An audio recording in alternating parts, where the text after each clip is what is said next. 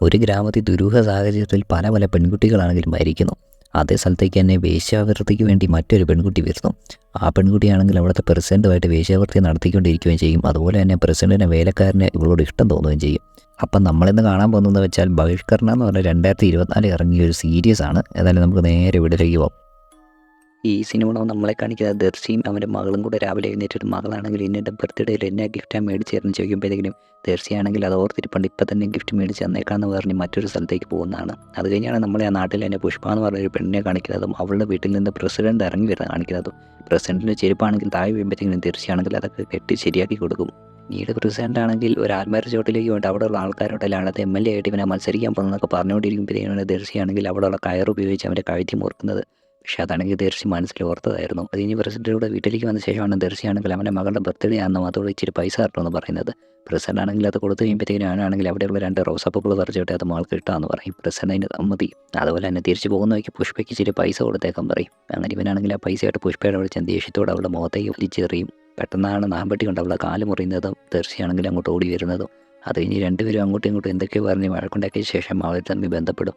പിന്നീട് ദർശി പോകാൻ നേരത്താണ് പുഷ്പയാണെങ്കിൽ അവളുടെ കൊലുസൂരി മകൾക്ക് ഗിഫ്റ്റായിട്ട് കൊടുത്തോളാൻ പറഞ്ഞ് കൊടുത്തു വിടുന്നത്. പിന്നീട് നമ്മളെ കാണിക്കുന്നതെന്ന് വെച്ചാൽ ദർശിനെയാണെങ്കിൽ പ്രസിഡന്റ് അവൻ്റെ ഗുണ്ടകളെ വെച്ചിട്ട് തല്ലിച്ചുകൊണ്ടിരിക്കുന്നത്. അത് കഴിഞ്ഞ് രാത്രിയാകുമ്പോഴത്തേക്കും ദർശിയുടെ വീട്ടിലേക്ക് പ്രസിഡന്റ് വന്ന ശേഷം മകളുടെ ബർത്ത്ഡേക്ക് ചെറിയ ഗിഫ്റ്റൊക്കെ കൊടുത്തിട്ട് അവിടെ നിന്ന് ഭക്ഷണം കഴിക്കാൻ വേണ്ടി തുടങ്ങും. അന്നേരമാണ് അവൻ്റെ മോളാണെങ്കിൽ കൈക്ക് റേഡിയോ ഉണ്ടോ ചോദിക്കുന്നതും ഉടനെ പ്രസിഡന്റ് ആ റേഡിയോ എടുത്ത് ഇവിടെ വന്ന് പാട്ട് കേട്ടോളം പറഞ്ഞ് ആ പെൺകുട്ടിയാണെങ്കിൽ റേഡിയോ എടുത്തുകൊണ്ട് വന്ന് അകത്തിട്ട് പാട്ട് കേൾക്കുന്നത്. ഇതേ സമയം തന്നെ ദർശിനെയാണെങ്കിൽ അവൻ്റെ ആളുകൾ ഏതോ ഒരു സ്ഥലത്ത് കുഴിച്ചിടുന്നതായിട്ട് നമ്മളെ കാണിക്കും. അതിനുശേഷം അതിന് മണ്ടയിൽ ഒരു റോസാപ്പൂവും വെക്കും. പിന്നീട് ഭക്ഷണമെല്ലാം കഴിച്ചു കഴിഞ്ഞ ശേഷം പ്രസിഡന്റ് അങ്ങ് പോയി കഴിയുമ്പോഴാണ് നമ്മളെ കാണിക്കുന്നത് അവരുടെ വീടിൻ്റെ മുറ്റത്ത് തന്നെയാണ് ദർശിയെ കുഴിച്ചിട്ടതെന്ന്. അതിനുശേഷം പ്രസിഡന്റ് പോകുന്നതെന്ന് വെച്ച് കഴിഞ്ഞാൽ പുഷ്പയുടെ അടുത്തേക്കായിരുന്നു. അവിടെ ചെന്നിട്ട് പുഷ്പ രാവിലെ ഗിഫ്റ്റ് കൊടുത്ത കൊലുസ് കാണിച്ചിട്ട് പറയും ഇവനും ഗിഫ്റ്റ് എന്ന കൊലുസിൻ്റെ വേലക്കാരന് കൊടുത്തെന്ന് ചോദിക്കും.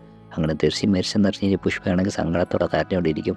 അന്നേരമാണ് നമ്മൾ 7 വർഷം മുന്നേ ഉള്ള കാര്യം കാണിക്കുന്നത്. അങ്ങനെ 7 വർഷം മുമ്പുള്ള കഥയിലോട്ട് പോകുമ്പോഴേക്കും പുഷ്പയാണെങ്കിൽ ആദ്യമായിട്ട് ഈ ഗ്രാമത്തിൽ വന്ന് ഇറങ്ങുമ്പോഴത്തേക്കിനും ദർശിയുടെ കൂട്ടുകാരനായിട്ടുള്ള ചിട്ടീനെയായിരുന്നു കാണുന്നത്. ആ ചിട്ടിയുടെ പ്രസിഡന്റിനെ വീട് കാണിക്കണമെന്ന് പറയുമ്പോഴത്തേക്കിനും അവൻ കാണിക്കാൻ കൊണ്ടുമ്പോഴത്തേക്കിനും അങ്ങോട്ട് ദർശിയും വരും. അങ്ങനെ രണ്ടുപേരും കൂടി ഇവളെയും കൂടിക്കൊണ്ട് പ്രസിഡന്റിൻ്റെ അടുത്തേക്ക് ചെല്ലും. ഇവളാണെങ്കിൽ എന്ത് ജോലിയും ചെയ്യാൻ തയ്യാറായെന്നുള്ള മട്ടിലായിരുന്നു അങ്ങോട്ട് വന്നത്. അങ്ങനെ പ്രസിഡന്റിന് ഇവളുടെ സൗന്ദര്യമൊക്കെ ഇഷ്ടപ്പെട്ടുകൊണ്ട് ഗ്രാമത്തിൻ്റെ അങ്ങേയറ്റത്തായിട്ടുള്ള ഒരു വീടാണെങ്കിൽ ഇവൾക്ക് കൊടുക്കും. അങ്ങോട്ട് കൊണ്ടുവിടാൻ വേണ്ടി ദർശിനെ ഏൽപ്പിക്കുകയും ചെയ്യും. അങ്ങനെ ഒരു വീസ് പോകുന്ന വഴിക്കാണ് മുതലാളി തന്നെ തൊഴിലാളിയായിട്ടുള്ള സൂര്യൻ എന്ന് പറഞ്ഞ ഒരുത്തം അത് പുഷ്പനെ വളയ്ക്കാൻ നോക്കുന്നത്. പക്ഷെ അവളാണെങ്കിൽ അവനെ കളിയാക്കി വിടും. പിന്നീട് ദർശിയും ചിട്ടിയും കൂട്ടാണെങ്കിൽ പുഷ്പനെ കുടിക്കണം വന്ന ഹോസ്പിറ്റലിലേക്ക് കയറും. അവിടെ ചെന്നിട്ട് ഇവൾക്ക് വല്ല HIV ഉണ്ടെന്ന് ടെസ്റ്റ് ചെയ്യാൻ വേണ്ടി മുതലാളി പറഞ്ഞിട്ടുണ്ടെന്ന് പറഞ്ഞ ഡോക്ടറിനെ കാണിക്കും. അന്ന് രാത്രി ആകുമ്പോഴത്തേക്കും നമ്മളെ വീണ്ടും പ്രസിഡന്റിനെ കാണിക്കും. പ്രസിഡന്റ് ആണെങ്കിൽ അവനെതിരെ റിപ്പോർട്ട് ചെയ്ത ജേർണലിസ്റ്റിനെ ആണെങ്കിൽ കുളത്തിൽ മുക്കിക്കൊണ്ട് ടോർച്ചർ ചെയ്തുകൊണ്ടിരിക്കുമായിരുന്നു. അങ്ങനെ ജേർണലിസ്റ്റ് കമ്പനി വില്ലിനും അടുക്കത്തില്ലെന്ന് പിടികിട്ടുമ്പോഴത്തേക്കും അവനെയാണെങ്കിൽ മൂക്കി കൊല്ലും. എന്നിട്ട് അവനെ എഴുതി എല്ലാ തെളിവുകളും നശിപ്പിക്കും. ഇതേ സമയത്ത് തന്നെയാണ് മറ്റൊരുത്തം വന്നിട്ട് ഡോക്ടർ ടെസ്റ്റ് ചെയ്തു അവൾക്ക് HIV ഒന്നും ഇല്ലെന്ന് പറയുന്നത് കൊടുക്കുന്നത്. പിന്നീട് നമ്മളെ കാണിക്കുന്നത് വെച്ചാൽ തുടക്കത്തിൽ ദർശിയുടെ ഭാര്യയായിട്ട് കാണിച്ച ലക്ഷ്മി എന്ന് പറഞ്ഞ ഇവൻ്റെ മുറപ്പെണ്ണിനെയായിരുന്നു.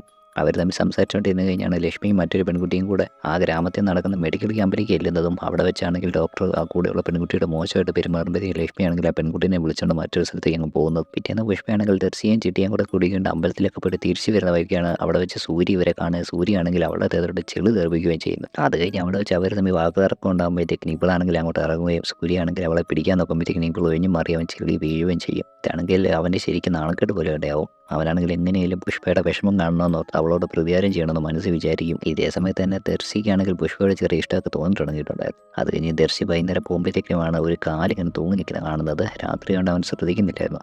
പിറ്റേന്ന് രാവിലെയാണ് നമ്മളെ കാണിക്കുന്നത് തലേദിവസം ഡോക്ടറാണെങ്കിൽ മോശമായിട്ട് പെരുമാറിയ പെൺകുട്ടിയാണ് ആ തൂങ്ങി നിൽക്കുന്നതെന്ന്. അങ്ങനെ അങ്ങോട്ട് ആ പെൺകുട്ടിയുടെ അച്ഛനും അമ്മയും ലക്ഷ്മി എല്ലാവരും വന്ന് ഭയങ്കര കരച്ചിലും ബഹളമൊക്കെ ആകുന്ന സമയത്താണ് സൂര്യയാണെങ്കിൽ വന്ന് ആ കിടക്കുന്ന പെൺകുട്ടിനെ അവമാനിച്ചുകൊണ്ടിരിക്കുന്നത്. ഇത് കണ്ട് ദേഷ്യം വന്ന ലക്ഷ്മിയാണെങ്കിൽ അവനോട് കയറി ചൂടാകും. അവനാണെങ്കിൽ ലക്ഷ്മിയെ തല്ലാൻ തുടങ്ങുമ്പോഴത്തേക്കിനും ദർശിയാണെങ്കിൽ കയറി ഇടപെട്ട് അവനെ തല്ലാൻ തുടങ്ങും. പക്ഷേ അതിന് മുമ്പ് തന്നെ പ്രസിഡന്റ് വന്ന് അവൻ്റെ കയറി തല്ലും. അന്നേരമാണ് അങ്ങോട്ടൊരു പോലീസുകാരൻ വരുന്നതും അവിടെയുള്ളവർ അത് ആത്മഹത്യ എന്ന് പറയുമ്പോഴത്തേക്കിനും പോലീസുകാരനാണെങ്കിൽ തൊഴുത്താക്കിയിട്ട് ഇത് ആത്മഹത്യയല്ല ഉടനെ തന്നെ പോസ്റ്റ്മോർട്ടം ചെയ്യണമെന്ന് പറയുന്നത്. പ്രസിഡന്റ് ആണെങ്കിൽ അതിന് സമ്മതിക്കും. പക്ഷേ അവരുടെ വീട്ടുകാരാണെങ്കിൽ ഇതിന് സമ്മതിക്കുന്നില്ലായിരുന്നു. ഉടനെ തന്നെ അടക്കണമെന്ന് പറഞ്ഞ് ആ ബോഡി ആയിട്ടങ്ങ് പോകും. പിന്നീട് ദർശിയും പുഷ്പയും കൂടെ ആണെങ്കിൽ കല്യാണം കഴിക്കാൻ തന്നെ തീരുമാനിക്കുകയും നേരെ പോയി പ്രസിഡന്റിനോട് കാര്യം പറയുകയും ചെയ്യും. പ്രസിഡന്റ് ആണെങ്കിൽ ഇങ്ങനെ സമ്മതിക്കും. പക്ഷേ ഒന്ന് വാണിംഗ് ചെയ്ത് ആദ്യത്തെ ഒരു സന്തോഷമേ കാണത്തുള്ളൂ. പിന്നീട് ഒരുപാട് പ്രശ്നങ്ങളൊക്കെ ഉണ്ടാകാൻ ചാൻസ് ഉണ്ടെന്ന്. അങ്ങനെ പറഞ്ഞ് പുഷ്പയുടെ കയ്യിലേക്ക് പൈസ കൊടുക്കും കല്യാണ ചെലവിനുള്ളതെന്ന് പറഞ്ഞു. പിന്നീട് ഇവർ രണ്ടുപേരും കൂടെ പോയി വളയും മലയും കാര്യങ്ങളെല്ലാം എടുത്ത് കല്യാണത്തിന് വേണ്ടിയുള്ളതെല്ലാം തയ്യാറാക്കും. അങ്ങനെ അമ്പലത്തിൻ്റെ അവിടെ വന്ന് കല്യാണം കഴിക്കാനൊക്കെ ഓർത്തിരുന്ന ഗ്രാമത്തിൽ വന്ന് ഇറങ്ങുമ്പോഴത്തേക്കിനുമാണ് അവിടെ ലക്ഷ്മിനെയാണെങ്കിൽ പഞ്ചായത്തിൽ നിർത്തി വിചാരണ ചെയ്യുന്നത് കാണുന്നത്. അവിടെ ലക്ഷ്മിയുടെ അച്ഛനാണെങ്കിൽ അവളുടെ ജീവിതം പോയല്ലോ, ഇനി ആരവളെ കല്യാണം കഴിക്കണൊക്കെ പറഞ്ഞുകൊണ്ടിരിക്കുമ്പോഴത്തേക്കിനുമാണ് പ്രസിഡന്റ് ആണെങ്കിൽ ദർശിയോട് അവളെ താലി കെട്ടാൻ പറയുന്നത്. അങ്ങനെ ഇത് കണ്ട് പുഷ്പയ്ക്ക് ശരിക്കും വിഷമമാണെങ്കിലും പുഷ്പയെ സമ്മതിക്കും. തൽക്കാലം ലക്ഷ്മിനെ കല്യാണം കഴിച്ചോളാൻ പറഞ്ഞ് അവളുടെ കയ്യിലുണ്ടായിരുന്ന താലി ദർശിക്ക് കൊടുത്തിട്ട് ലക്ഷ്മിനെ കല്യാണം കഴിക്കാൻ പറയും. അങ്ങനെ മറ്റു വഴിയില്ലാതെ വിഷമിച്ചാണെങ്കിലും ദർശി ലക്ഷ്മിനെ കല്യാണം കഴിക്കും. പിന്നെ നമ്മളെ കാണിക്കുന്ന പിറ്റേ ദിവസമാണെങ്കിൽ ലക്ഷ്മിയാണെങ്കിൽ അവൾ വേല ചെയ്തുകൊണ്ടിരുന്ന സ്ഥലത്തെ മുതലാളിയുടെ മകനെ വീട്ടിൽ ചെന്നിട്ട് കർണക്കുറ്റി നോക്കി 2 എണ്ണം കൊടുക്കുന്നതായിരുന്നു. അത് കഴിഞ്ഞ് അവൾ തിരിച്ചു വന്നിട്ട് ദർശിയോട് പറയും അവളെ ഇഷ്ടമല്ലെങ്കിൽ ഇപ്പം തന്നെ ഇഷ്ടമുള്ള ആളുടെ കൂടെ തന്നെ ഇറങ്ങിപ്പോയി, ഇവൾക്കൊരു വിഷമവും ഇല്ലെന്നൊക്കെ പറയും. അവനാണെങ്കിൽ അവൻ്റെ പ്രേമം നശിച്ചു പോയതോർത്ത് ഫുൾ കുടി തന്നെ നടന്നുകൊണ്ടിരിക്കുമായിരുന്നു. അന്നേരം രാത്രി പ്രസിഡന്റ് ആണെങ്കിൽ പുഷ്പയുടെ അടുത്തേക്ക് വരും. പക്ഷേ പുഷ്പയാണെങ്കിൽ സമ്മതിക്കാതിരിക്കുമ്പോഴത്തേക്കിനും അവളാണെങ്കിൽ പുഷ്പേനെ പെട്രോൾ വെച്ച് കത്തിക്കാൻ വേണ്ടി നോക്കും. അവളാണെങ്കിൽ ആ തീയൊക്കെ മുന്താണി കൊണ്ടെടുത്ത് തടയുന്ന കാണുമ്പോഴത്തേക്കിനും ഇവനാണെങ്കിൽ ഓടി വന്നിട്ട് പറയും ഇത്രയ്ക്ക് ധൈര്യമാണെങ്കിൽ ഉടനെ തന്നെ ഇവനാണെങ്കിൽ ഇപ്പോൾ ദർശിയുടെ അടുത്തേക്ക് പോകാമെന്ന്. അങ്ങനെ ദർശിനെയും പ്രസിഡന്റ് എന്തെങ്കിലും ചെയ്താലെന്ന് ഓർത്ത് പുഷ്പയാണെങ്കിൽ എല്ലാത്തിൻ്റെ സമ്മതിക്കും. ഇതേ സമയം സൂര്യയാണെങ്കിൽ ശരിക്കും സന്തോഷത്തിലായിരുന്നു. കാരണം പുഷ്പയോടും ദർശിയോടുമുള്ള പക അവനാണെങ്കിൽ വീട്ടിൽ നിന്നും അവരാണെങ്കിൽ ഇങ്ങനെ സങ്കടപ്പെട്ട് നിൽക്കുന്നതും കണ്ടിട്ട് ഇവനാണെങ്കിൽ വീണ്ടും ദർശിനെയാണെങ്കിൽ കളിയായിക്കൊണ്ടൊക്കെ ഇരിക്കും. അങ്ങനെ ദർശിയാണെങ്കിൽ മുഴുകുടിയിലേക്ക് പോകുന്ന കണ്ടിട്ടാണ് ലക്ഷ്മിയാണെങ്കിൽ എന്നാന്ന് നടന്നെന്നുള്ള കാര്യം പറയുന്നത്. കാരണം ലക്ഷ്മിയാണെങ്കിൽ വേലയ്ക്കുന്ന വീട്ടിലാണെങ്കിൽ അവിടുത്തെ മുതലാളിയുടെ പയ്യൻ പതിയെ ഇവിടെയാണെങ്കിൽ പ്രേമിച്ച് വന്നുകൊണ്ടിരുന്നിട്ട് ഒരു ദിവസം കരിമ്പത്തോട്ടത്തിലേക്ക് കൊണ്ടുപോയിട്ട് അവിടെ വെച്ച് ഉപയോഗിക്കാൻ വേണ്ടി നോക്കും. അന്നേരമാണ് അങ്ങോട്ട് സൂര്യ വരുന്നത്. കാരണം സൂര്യ പറഞ്ഞിട്ടായിരുന്നു അവനാണെങ്കിൽ ഇവളെ പ്രേമിക്കുന്ന പോലെ അഭിനയിച്ചത്. അങ്ങനെ അവനങ്ങ് പോകും. ഉടനെ സൂര്യയാണെങ്കിൽ പണക്കാരായിട്ടുള്ള പയ്യന്മാരെ ഇവളെ നശിപ്പിക്കാൻ നടക്കുമെന്ന് പറഞ്ഞ് ഇവളെ അവിടെ നടിച്ച് നേരെ പഞ്ചായത്തിലേക്ക് കൊണ്ടുവന്ന് നാട്ടുകാരുടെ മുന്നിൽ പ്രദർശിപ്പിക്കുകയായിരുന്നു ചെയ്തുകൊണ്ടിരുന്നത്. അങ്ങനെ സൂര്യയുടെ പ്ലാൻ വെച്ചായിരുന്നു ഇപ്പോൾ പുഷ്പയ്ക്കും ദർശിക്ക് അവസ്ഥ വന്നത്. ഇതെല്ലാം മനസ്സിലാക്കി ദർശിയാണെങ്കിൽ പതിയെ ലക്ഷ്മിയോടൊരു സഹതാപമൊക്കെ തോന്നി അവളുടെ കൂടെ ജീവിക്കാനൊക്കെ ഓർത്ത് തീരുമാനിക്കും. അങ്ങനെ പിന്നീട് അവർ കുഴപ്പമില്ലാതെ ഇങ്ങനെ പൊക്കോണ്ടിരിക്കും. അങ്ങനെ ഒരു ദിവസം ദർശി വരുമ്പോഴത്തേക്കിനുമാണ് അവിടെ കരിമ്പത്തോട്ടത്തിൽ കമ്പിളിപ്പതപ്പെട്ട ഒരു ഗാങ്ങാണ് ഒരു കൊച്ചു പെൺകുട്ടീനെയാണെങ്കിൽ നശിപ്പിക്കാൻ നോക്കുന്നത് കാണുന്നത്. ഉടനെ തന്നെ ഇവനും അവരും തമ്മിൽ ചെറിയ അടിപിടി ഉണ്ടാവുകയും അതിൻ്റെ ഇടയിലാണെങ്കിൽ ഒരു ഗാങ്ങിലുള്ളവൻ ആ പെൺകുട്ടിക്ക് കയറി കുത്തുകയും ചെയ്യും. ദേഷ്യം മുതൽ ദർശിയാണെങ്കിൽ ഉടനെ തന്നെ അവൻ്റെ ഒരു കൈ അങ്ങ് വെട്ടിയെടുക്കും. പക്ഷേ ഗാങ്ങിലുള്ള മറ്റുള്ളവരാണെങ്കിൽ അവനെ അടിച്ച് ബോധം കെടുത്തും.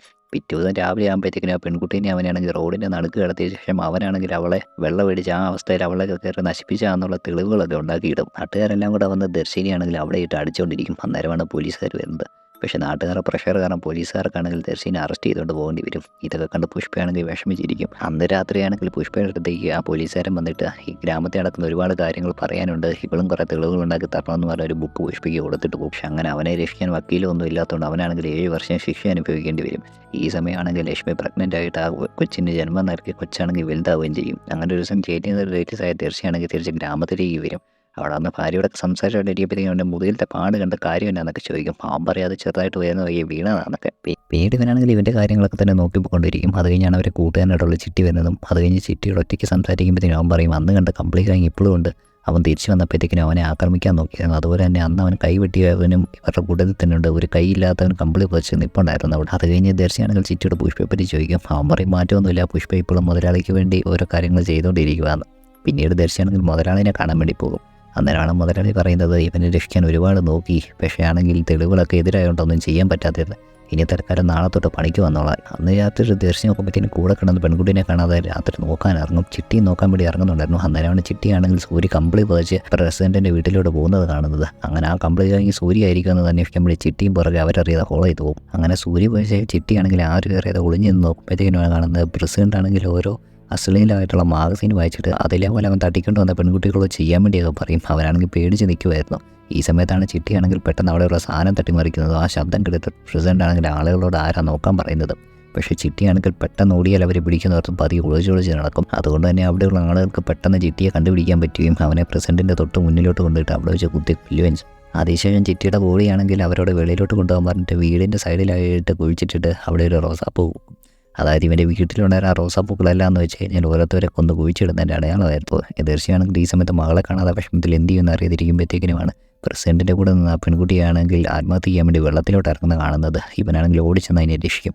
അന്നേരമാണ് ഇവളാണെങ്കിൽ നടന്ന കാര്യങ്ങളെല്ലാം പറയുന്നത്. പ്രസിഡന്റാണ് പെൺകുട്ടികളോട് അങ്ങനെ ചെയ്യുന്നതും അതുപോലെ തന്നെ പ്രസിഡന്റിനോടുള്ള കമ്പിളി കഴിഞ്ഞാണെങ്കിൽ ഓരോ പെൺകുട്ടികളെ കൊണ്ട് റേപ്പ് ചെയ്യുന്നതെന്നുള്ളതും പറയുന്നത്. അങ്ങനെ അവളോട് സ്ഥലം അറിയുമെന്ന് ചോദിക്കുമ്പോഴത്തേക്കും സ്ഥലം കാണിച്ചു തരാമെന്ന് പറഞ്ഞിട്ട് അവളാണെങ്കിൽ ഒരു ഗോഡൗണിലേക്ക് കൊണ്ടുപോകും. അവിടെ വെച്ച് ദർശി നോക്കുമ്പോൾ ദർശിയുടെ മകൾ അവിടെ കിടപ്പുണ്ടായിരുന്നു. അന്നേരമാണ് അവന് മനസ്സിലാകുന്നത് ആ കമ്പിളി കഴിഞ്ഞിൻ്റെ ലീഡർ സൂര്യയാണെന്നും അവനിപ്പോൾ ഒരു കൈയില്ലെന്നും.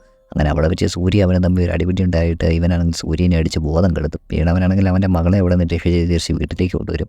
അങ്ങനെയാണ് സിനിമയുടെ തുടക്കത്തിൽ കാണിച്ച പോലെ ഇവനാണെങ്കിൽ പ്രസിഡന്റിനോട് ദേഷ്യമാകുന്നതും അവനെ കൊല്ലണമെന്നുള്ള ദേഷ്യത്തിൻ്റെ നടക്കാൻ തുടങ്ങുന്നത്. അതേശേഷം തീർച്ചയാണെങ്കിൽ പുഷ്പയുടെ ചെല്ലുമ്പോഴാണ് പുഷ്പ വഴി മറ്റൊരു സത്യം അറിയുന്നത്. പോലീസുകാരനാണെങ്കിൽ ഇവരെ അന്വേഷിക്കാൻ വേണ്ടി നടക്കുവാന്നും പോലീസുകാരൻ ഈ കാര്യങ്ങളൊക്കെ നേരത്തെ പുഷ്പയോട് പറഞ്ഞായിരുന്നു. അങ്ങനെ പ്രസിഡന്റിൻ്റെ സ്വഭാവം അറിയാവുന്നതുകൊണ്ടാണ് പ്രസിഡന്റിൻ്റെ കണ്ണ് ഇവൻ്റെ ഭാര്യയുടെ മകളുടെ നേരെ വരില്ലെന്ന് പറഞ്ഞത് എപ്പോഴും പ്രസിഡന്റിനെ വിളിച്ച് ഇവളാണെങ്കിൽ ടയേർഡാക്കി വിടുന്നതെന്ന്. ഇതൊക്കെ തീർച്ചയാണെങ്കിൽ എന്തൊക്കെയാലും തൻ്റെ മകളെ ആ കണ്ടുകൊണ്ട് കണ്ട പ്രസിഡന്റ് വെറുതെ വിട്ടില്ലെന്ന് പറഞ്ഞുകൊണ്ട് തലേദിവസം അടിച്ച് അവശനാക്കി സൂര്യയുടെ ബോഡി എടുത്തോണ്ട് പ്രസിഡന്റിന്റെ മുന്നിലേക്ക് എന്ന പ്രസിഡന്റിന്റെ മുന്നിലിട്ട് സൂര്യനെയാണെങ്കിൽ അറുത് കൊല്ലും.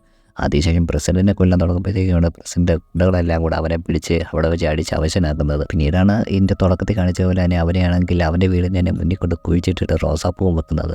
അതിനുശേഷമാണ് പ്രസിഡന്റ് ആണെങ്കിൽ പുഷ്പേനെ ആണെങ്കിൽ അവളുടെ വീട്ടിലേക്ക് ആരും അറിയാതെ വിളിച്ചു വരുന്ന ശേഷം അവളോട് ദേഷ്യപ്പെടുന്നതും അവളെല്ലാ സത്യങ്ങളും മനസ്സിലാക്കി എന്ന് മനസ്സിലായിട്ട് അവളെ വലിച്ചുകൊണ്ട് കൊണ്ടുപോയിട്ട് പോലീസുകാരനെ അവളുടെ മുന്നിലിട്ട് കൊന്നു കാണിക്കുന്നതും. എന്നിട്ട് പറയും ഇവൻ്റെ സത്യങ്ങൾ മനസ്സിലാക്കി ആരും ജീവനോടെ വെച്ചിട്ടില്ല, പക്ഷേ ഇവളോടാണെങ്കിൽ ഇവൻ ഇപ്പോഴും ഒരു ആഗ്രഹമുള്ളതുകൊണ്ട് മാത്രമേ ഇവളെ ജീവനോട് വെക്കുന്നതെന്ന് പറഞ്ഞിട്ടാണ് ഇവളെ രണ്ടാമത്തെ പ്രസിഡന്റ് ആണെങ്കിൽ ബന്ധപ്പെടുന്നത്. അങ്ങനെ ഇതെല്ലാം കഴിഞ്ഞ് പിറ്റേ ദിവസം ആകുമ്പോഴത്തേക്കും ലക്ഷ്മി ആണെങ്കിൽ ഭർത്താവിനെ കാണാനില്ലെന്ന് പറഞ്ഞ പ്രസിഡന്റിൻ്റെ അടുത്തേക്ക് വരും. അന്നേരമാണ് പ്രസിഡന്റ് എന്ന് പറയുന്നത് അവനാണെങ്കിൽ ഇന്നലെ ഇച്ചിരി കാശ് മേടിച്ചിട്ടുണ്ട്, എവിടെയെങ്കിലും ബോധമില്ലാതെ വെള്ളം പിടിച്ച് കിടക്കുമായിരിക്കും, 2 ദിവസം കഴിയുമ്പോൾ വന്നോളൂ എന്ന്. അന്നേരം അതിൽ പ്രസിഡന്റ് ആണെങ്കിൽ ലക്ഷ്മീനെ അവളുടെ മകളെ ലക്ഷ്യമിട്ടുകൊണ്ട് അവരുടെ വീട്ടിലേക്ക് പോകും. അവിടെ ചെല്ലുമ്പോഴത്തേക്കിനും ഇവൻ്റെ കൂട്ടത്തിലുള്ള ഗുണ്ടകളും അകത്തോട്ട് കയറിയിരിക്കും. പക്ഷേ ഭക്ഷണം കഴിച്ച് ഇച്ചിട്ട് കഴിയുമ്പോഴത്തേക്കിനുമാണ് കഴിച്ച അത്രയും പേർക്കും പതിയെ തലകറക്കം ഉണ്ടാകാൻ വേണ്ടി തുടങ്ങുന്നത്. ഇതേ സമയത്ത് വെളിയിലിരിക്കുന്ന മകളുടെ അടുത്ത് നിന്നിട്ട് ലക്ഷ്മി ആണെങ്കിൽ ഓരോ കഥ പറഞ്ഞ് മകളെ ഉറക്കി കെടുത്തും. ഈ സമയത്തൊക്കെ പുഷ്പ വന്നിട്ട് ഓരോ ഗുണ്ടകളുടെ കഥയാണെങ്കിൽ അർത്ഥമുണ്ടിരിക്കും. പ്രസിഡന്റ് ആണെങ്കിൽ അവിടെ നിന്നുള്ള ഇത് വെച്ച് പതി എഴുന്നേറ്റ് രക്ഷപ്പെടാൻ നോക്കുമ്പോഴത്തേക്കിനും പുഷ്പ പുറകെ ചെന്ന് അവൻ്റെ കഴുത്തെ കയറ് കെട്ടി തൂക്കി കൊല്ലാൻ വേണ്ടി നോക്കും. പക്ഷേ അവൻ ശ്വാസം മുടി ചാകുന്നതിൻ്റെ തൊട്ട് മുമ്പ് വീണ്ടും ഇറക്കും, വീണ്ടും തൂക്കും. അങ്ങനെ അവനെ ആ മരണവേദന അറിയിച്ച ശേഷം അവസാനം കഴുത്തെടുത്ത് കൊല്ലും. ഇതേസമയം ലക്ഷ്മിയാണെങ്കിൽ അകത്തെ എല്ലാ തെളിവുകളും ക്ലീൻ ചെയ്യുകയും ചെയ്യും. അതെല്ലാം കഴിഞ്ഞ് ഇച്ചിരി കഴിഞ്ഞ് ആ പ്രസിഡന്റിൻ്റെ കാര്യസ്ഥനായിട്ടുള്ള കിളവൻ അങ്ങോട്ട് വരുമ്പോഴത്തേക്കിനും പുഷ്പയാണെങ്കിൽ അവനെയും കൊല്ലുന്നത്. അങ്ങനെ എല്ലാവരെയും ആ വീടിന് മുറ്റത്ത് കുഴിച്ചിട്ട ശേഷം അവരുടെ എല്ലാം മകളിൽ റോസാച്ചെടി നട്ടുവെക്കും. പിന്നീട് നമ്മൾക്കാണെങ്കിൽ രാവിലെ ആകുമ്പോൾ പുഷ്പയാണെങ്കിൽ അവളുടെ സാധനങ്ങളെല്ലാം എടുത്ത് ഈ ഗ്രാമത്തിൽ നിന്ന് പോകാമെന്ന് പറഞ്ഞ് പോകുന്നതായിരുന്നു. അവൾ പോകുന്ന വഴിക്കാണ് പുതിയതായിട്ട് വന്ന പോലീസാണെങ്കിൽ അവളോട് പ്രസിഡന്റിൻ്റെ വീട്ടിലേക്കുള്ള വഴി ചോദിക്കുന്നത്. ഇവൾ കാണിച്ചു കൊടുക്കും. അങ്ങനെ ആ പോലീസുകാരനാണെങ്കിൽ അവിടെ വന്ന് അവിടുത്തെ കുഴിയെല്ലാം മാറ്റി ഓരോ ശവങ്ങൾ എടുത്തുകൊണ്ടിരിക്കും. ഇതൊക്കെ കണ്ട് നാട്ടുകാർ ഞെട്ടിരിക്കും. ഇതേ സമയത്ത് തന്നെ ലക്ഷ്മിയാണെങ്കിൽ അവളുടെ മകളെയും കൊണ്ട് ഗ്രാമം വിടാൻ തീരുമാനിക്കും. കാരണം അവൾക്ക് നല്ല വിദ്യാഭ്യാസം കൊടുത്ത് മകളെ വളർത്തണമെന്നുണ്ടായിരുന്നു. അങ്ങനെ അവൾ ആ നാട് വിട്ട് പോകുമ്പോഴത്തേക്കിനും ഈ സിനിമ അവിടെ അവസാനിക്കും.